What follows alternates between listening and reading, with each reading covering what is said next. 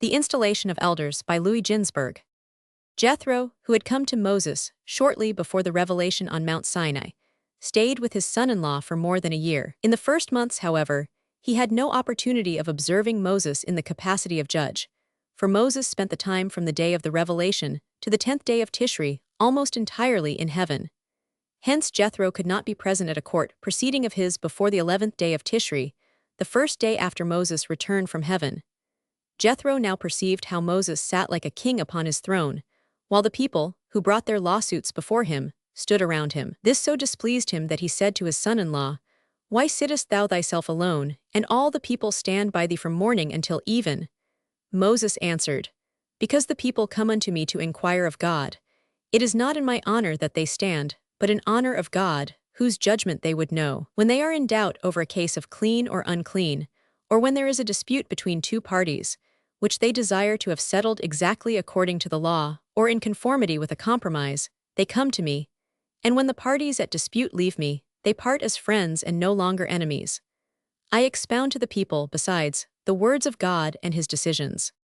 On the day that Moses again took up his activity as a judge, and Jethro had for the first time the chance of observing him, came the mixed multitude with the pleas that they, like the other Israelites, wanted their share in the Egyptians' booty. Moses' method, first seen by him in practice, 160 struck Jethro as most absurd, and he therefore said, "The thing that thou doest is not good." Through delicacy softening his real opinion, "It is bad to it is not good." 161. The people, he continued, "will surely unbraid thee and Aaron, his two sons Nadab and Abihu, and the 70 elders, if thou continuest in this fashion. But if thou hearkenest now to my voice, thou wilt fare well provided God approves of my plan. This is, that thou shalt be the vessel of the revelations of God, and shalt lay the revelations of God before the people, as often as thou receivest them, so that they may understand the exposition of the Torah, as well as its decisions. And thou shalt instruct them how to pray in the synagogues, how to tend the sick, how to bury their dead, how to render the services of friendship to one another, how to practice justice, and how, in some cases, not to insist on strict justice. But as for trying the people as a judge, thou shouldst, in accordance with thy prophetic insight, choose men that are possessed of wisdom, fear of God, modesty, hate of covetousness, love of truth, love of humanity, and a good name, and these shall devote all their time to trials, and to the study of the Torah.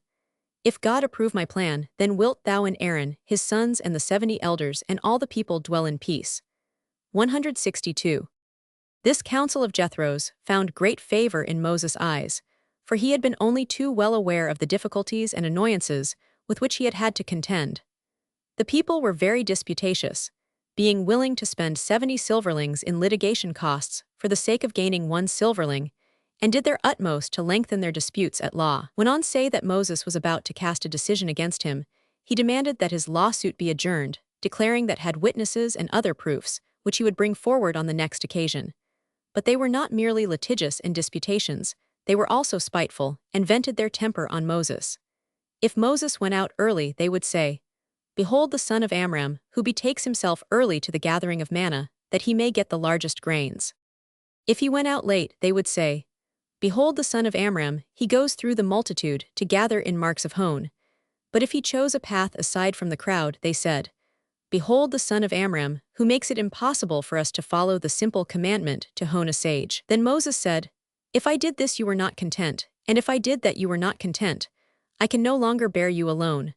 The Eternal your God hath multiplied you, and behold, ye are this day as the stars of heaven for multitude. The Lord, God of you fathers, make you 1,000 times so many as ye are, and bless you, as he hath promised you." The Israelites were not content with this blessing of Moses, and said to him, "O our teacher Moses, we do not desire thee to bless us, we have had much greater blessings given to us. God spoke to our father Abraham, I will bless thee, and in multiplying I will multiply thy seed as the stars of the heaven, and as the sand which is upon the seashore, and thou dost limit our blessings." Moses cried, "I am only a creature of flesh and blood, limited in my powers, hence is my blessing limited. I give you my blessing, but the blessing of God remains preserved for ye, and he will bless you unlimitedly, and multiply you as the fish of the sea and the sands on the seashore, as the star in the sky and the plants on the earth." 163. After he had bestowed his blessing upon them, He asked them to propose capable, pious men, that he might appoint them as judges and leaders over them. He said, "If a man were to present himself to me as a candidate for this position of honor, I alone should not be able to decide to what tribe he belonged and whence he came, but you know them, and hence it is advisable for you to propose them. Do not think, however, that I feel I must abide by your choice, for it depends solely upon me whether or not I shall appoint them." The people were very eager to carry this plan of Moses into execution and requested him to settle the matter as quickly as possible. But their motive was self-interested, for everyone among them said, "Moses will now appoint about 80,000 officials. If I myself should not be among them, surely my son will be, and if not he, my grandson, and with a gift of some kind it will be an easy matter to induce such a judge to look after my interests at court." Moses, of course, was not deceived about their true sentiments. Still, he paid no further attention to them, and picked out the best men among the people, though they were not possessed of nearly all the good qualities Jethro had thought essential for judges and leaders of people. With kindly words he invited them to assume their offices and said, "Blessed are ye that are judged worthy of being leader of the children of Abraham, Isaac, and Jacob, of a people whom God called his friends, his brothers, his flock, and other titles of love." He impressed upon them that they must possess much patience, and must not become impatient if a lawsuit is brought before them more than once. "Heretofore," he said, "you belong to yourselves, but from now you belong to the people, for you judge between every man and his brother and his neighbor. If ye are to appoint judges, do so without respect of persons. Do not say, I will appoint that man because he is a handsome man or a strong man, because he is my kinsman, or because he is a linguist. Such judges will declare the innocent guilty and the guilty innocent, not through wickedness, but through ignorance.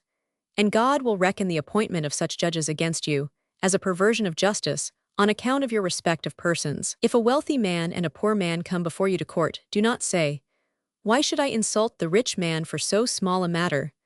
I will rather give judgment in his favor, and then, outside the court, tell him to give the poor man what he demands, as he is in the right. But do not, on the other hand, if the poor man is in the wrong, say, The rich man is obliged to assist the poor anyhow. I will now decide in favor of the poor, that in a decent way he may, without begging, obtain money from his rich fellow man. Do not moreover say, I fear to pronounce judgment, lest that man kill my son, burn my barn, or destroy my plants, for the judgment is God's." After these admonitions, Moses instructed the new judges in legal procedure, in both civil and criminal cases, and at the same time urged the people not to deny the judges the veneration due him. 164 For great is the importance of justice.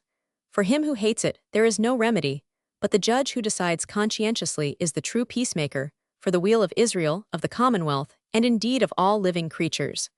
165.